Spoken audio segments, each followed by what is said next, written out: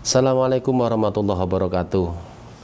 Apa kabar semuanya? Semoga semuanya dalam keadaan sehat walafiat dan selalu mendapatkan limpahan rezeki dari Allah Subhanahu wa taala. Amin. Kali ini saya mau membuat video tentang pengalaman saya ya, yang akan saya bagikan kepada seluruh pemirsa yang menonton di channel saya Johar X28 Channel, terutama kepada kaum muslimin dan muslimat yang mau berziarah ke Nabi Shallallahu Alaihi Wasallam, tepatnya di kota Madinah. Hal-hal apa saja yang harus diketahui dan apa saja yang harus dihindari. Saya membuat vlog ini sekedar untuk berbagi pengalaman yang saya alami sendiri ya, Kebetulan saat ini juga saya sedang berada atau mukim di Madinah ya.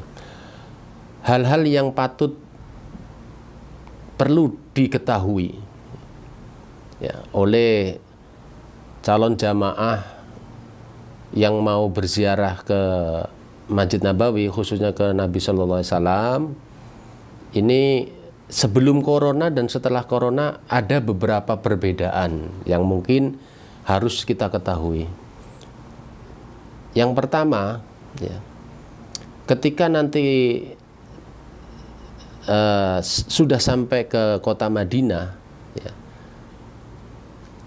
yang perlu dicatat yang pertama yaitu jangan sampai lupa nama hotelnya. Ya. Kenapa? Karena ketika beberapa waktu yang lalu itu banyak sekali saya berjumpa dengan jamaah khususnya dari Indonesia itu yang kesasar, bahkan sampai ada yang pernah mau sampai ke dekat dengan rumah saya. Saya tanya, di hotelnya di mana Pak? Lupa ada. Nah ini ya, karena tempat penginapan khususnya jamaah yang dari Indonesia itu kalau tidak di sebelah kanan masjid ya, itu di depan masjid ataupun di belakang masjid. Ini hotelnya. Kalau yang di sebelah kiri Masjid Nabawi untuk saat ini belum bisa ditempati ya. Jadi di belakang masjid, di sebelah kanan masjid, di depan masjid, biar gampang dalam penjelasannya. Catat nama hotelnya ya. Bila perlu difoto. Kalau memang punya foto yang ada kameranya, difoto namanya. Hotel apa? Ya, supaya apa?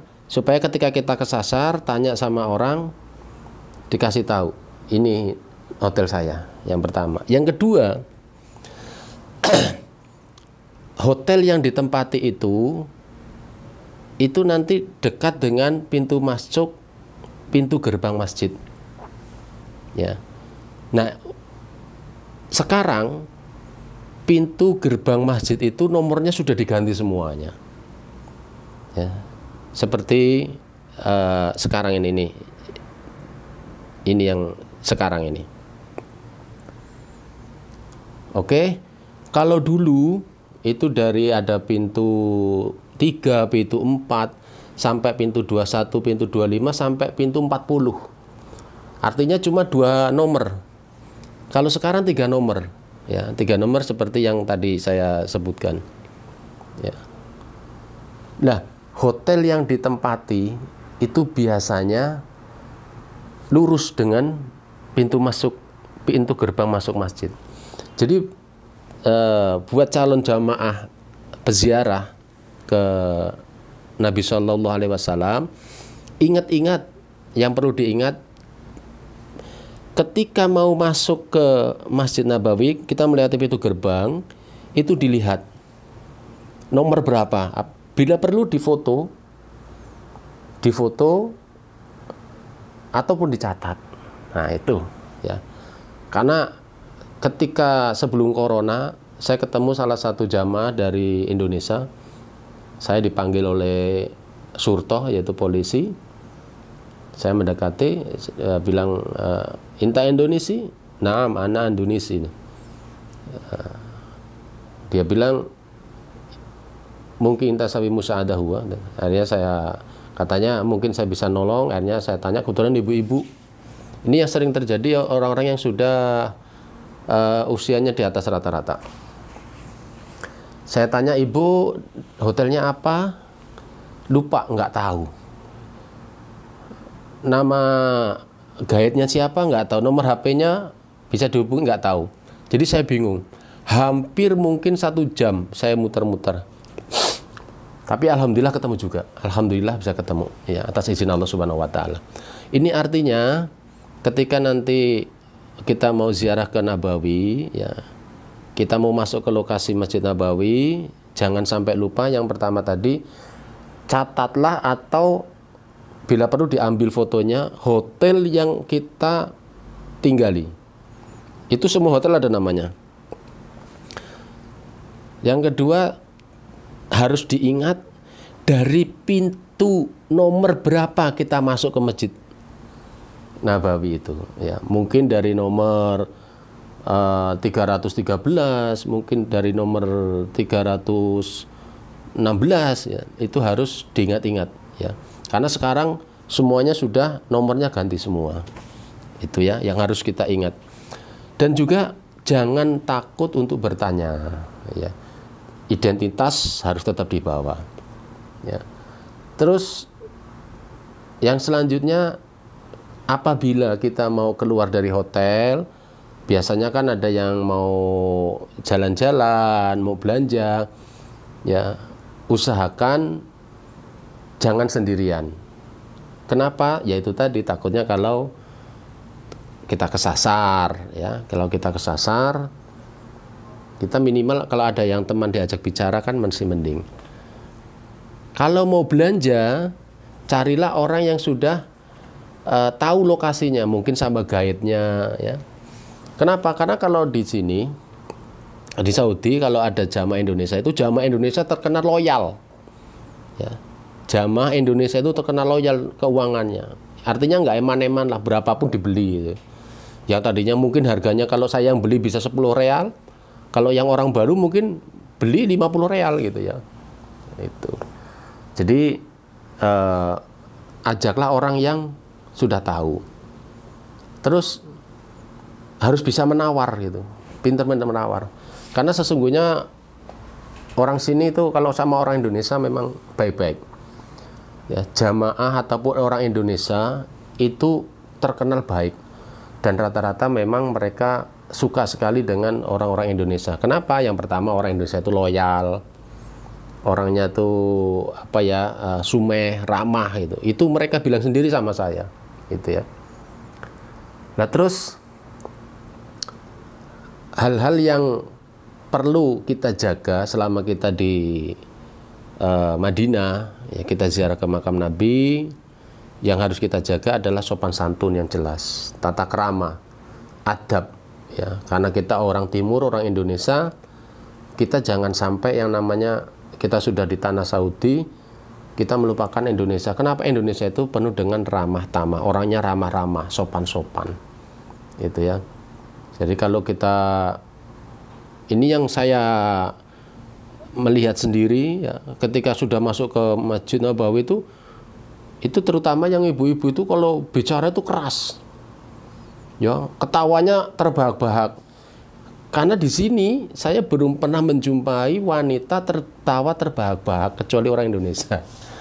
Itu saya melihat sendiri. Jadi itu mereka nanti akan heran, di masjid, di lokasi masjid, karena lokasi masjid ini sangat luas sekali, ya. Itu yang harus kita ingat-ingat juga, ya. Jagalah tata tertib, itu yang harus, kesopanan, ya. Yang selanjutnya, ketika kita mau masuk ke masjid, ya, kita mau masuk ke masjid, kita mau ke raudhah dan sebagainya, itu usahakan untuk yang sopan. Dalam arti karena kita mau sowan Kanjeng Nabi ini, kita mau sowan Kanjeng Nabi, harus sopan, berjalan dengan santai, ya, bukan tergesa-gesa, bukan pelan, artinya santai. Santai itu ya sopan lah gitu, tidak berisik gitu ya. Pokoknya kita jagalah. Itu yang perlu diketahui. Insya Allah nanti pada lain kesempatan akan saya buatkan lagi ataupun akan kita sambung lagi. Semoga apa yang saya sampaikan ini bisa bermanfaat, ya, bisa bermanfaat buat calon jamaah haji, supaya nanti ketika kita berada di Madinah, kita sholat di masjidnya Nabi, kita bisa khusyuk, ya, kita nggak bingung cari ke sana, cari kemari gitu ya. Dan jangan sampai lupa, mintalah nomor handphone daripada guide ataupun pemandunya. Dan yang tidak kalah penting, ya, yang tidak kalah penting, karena nanti jamaah semuanya itu ada di hotel. Artinya yang perlu diketahui, karena di Saudi itu di hotel itu tertib. Tertibnya bagaimana? Terutama tentang jam makan. Dalam satu hari kita makan 3 kali. Nah, dalam jangka waktu 3 kali makan ini, 3 waktu ini, kita jangan sampai telat. Karena kalau kita telat, ya sudah, kita nggak akan dapat makanan apa-apa. Kita minta nggak bisa dikasih, ya, kecuali kalau kita beli di luar. Pagi itu biasanya jam makan itu dari jam 7 pagi, ya, dari jam 7 pagi sampai sebelum jam 10. Ya, ini kan kalau kita datangnya jam 7 kita makan, kalau kita datang jam 10 ya sudah habis. Ya, kita sudah habis. Jam 7 pagi itu jam makan pagi. Itu kalau kita nggak makan, kita nggak ada jatah untuk dibawa ke kamar, nggak ada. Jadi kita itu di tempat makan jam 7 pagi sampai semuanya jamaah makan selesai. Kalau memang sudah 1 jam nggak ada yang makan lagi, kan nanti ditanya apakah sudah ada ya, masih ada yang belum makan, cepat dipanggil. Jam 7 ini harus tepat waktu. Terus yang kedua, yaitu setelah sholat zuhur, antara sekitar jam 1 ataupun jam 2, itu nanti ada jadwalnya jam makan. Nah, terus kalau untuk malam, ini jadwalnya yaitu setelah sholat maghrib, ya, setelah sholat maghrib. Dalam 3 waktu jam makan ini diusahakan jangan sampai kita tidak makan. Apapun yang ada di situ kita boleh makan, semuanya bebas sampai kenyang. Nah, karena kalau orang Indonesia nanti yang masak juga orang Indonesia. Ya, itu nanti kita boleh ada minum kopi, ada minum teh, minum susu, buah dan sebagainya yang ada di situ boleh dimakan. Ya. Kalau sudah jam waktunya makan habis, diambil semua, dicuci, itu sudah dibersihkan, tidak ada yang bekerja. Kalau kita tidak makan, maka kita tidak bisa dapat jatah makan kecuali beli di luar, gitu ya. Tuh, jadi yang harus diperhatikan oleh jamaah sekalian. Mudah-mudahan apa yang saya sampaikan ini bisa bermanfaat. Dan jangan lupa, kalau memang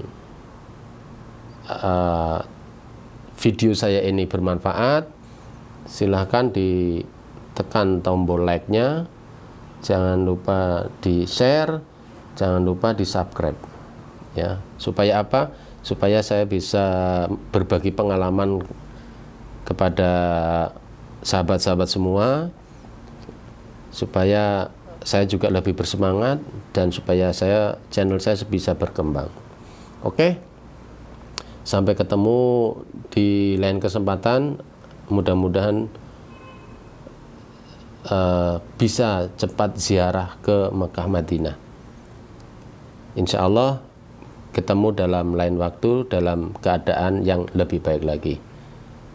Saya akhiri, wassalamualaikum warahmatullahi wabarakatuh.